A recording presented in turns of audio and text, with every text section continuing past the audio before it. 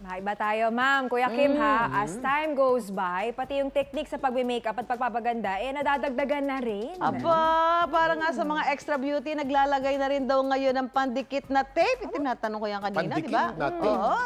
Gaano kaya katibay ang dikit na yan? Yan ang buhay naman ng kwentong inalam ni Katrina Son. Ang makeup artist para raw fairy godmother dahil sa kanilang magical power na pagandahin ang mukha anumang okasyon. Kaya ang tape hindi na lang ginagamit na pandikit. Isa na rin daw itong makeup technique na inilalagay sa talukap ng mata at mukha para ma-achieve ang Korean look.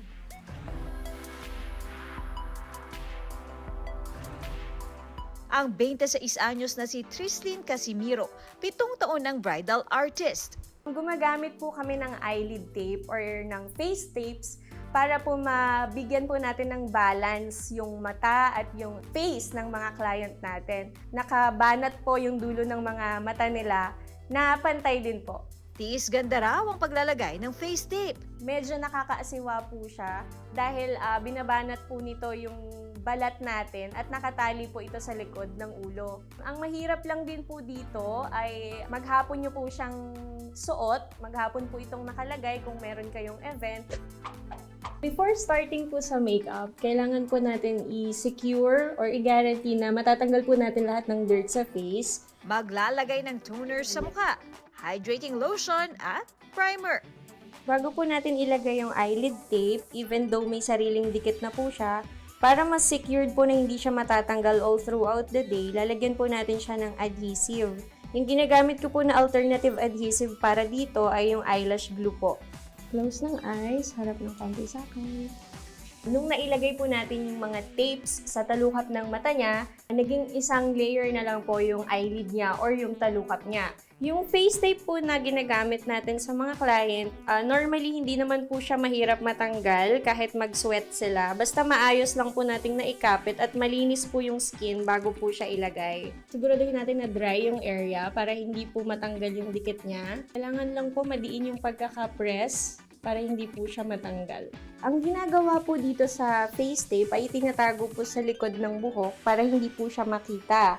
Kapag buo na po ang makeup ni client, pwede naman po siyang takpan kaya hindi na po siya halata. Pagkatapos mailagay ang mga face tape, pwede nang mag-makeup.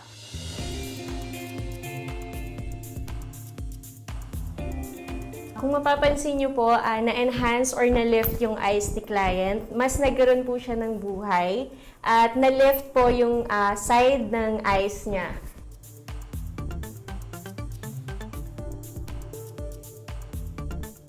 Yung una po, medyo uncomfy po siya, pero ngayon medyo okay naman po yung hindi ko na po masyado nararamdaman. Overall po, masaya po ako sa naging result kasi po nabago po yung face ko and malaki po yung difference po simula po kanina.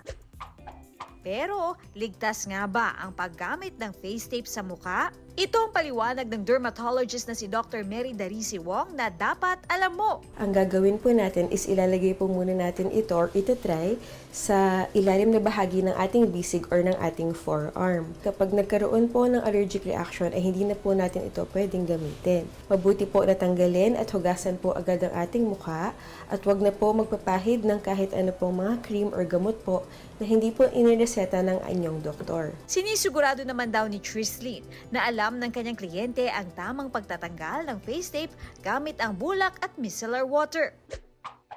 Ang pagme-makeup, hindi lang basta paglalagay ng kolorete sa mukha. Talento at oras din ang binibigay para gumanda. Pero bago maglagay ng kung ano-ano sa mukha, siguraduhing ligtas ito sa iyong balat. Ako si Katrina Son at yan ang kwentong dapat alam mo.